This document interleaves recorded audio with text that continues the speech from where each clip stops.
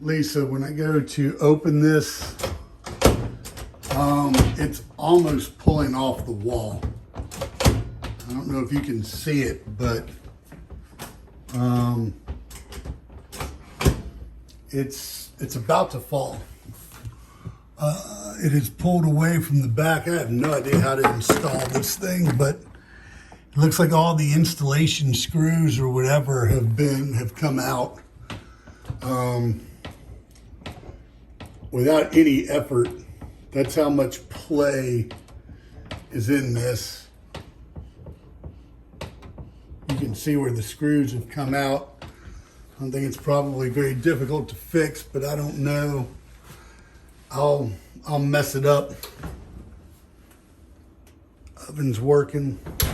So yeah, that so far the other thing I can tell, I'm not sure about the GFCI. I don't see that anywhere on the repair receipt. Kitchen counter as well, and then the drain stoppers. I'm not real worried about any of those last two, the GFCI. I just want to make sure if that's working properly or not. I did not see any ice. It's cold, but I don't see ice in the ice maker. It doesn't feel like it's working. I'm not sure if it's on. There we go. The guess is it's not.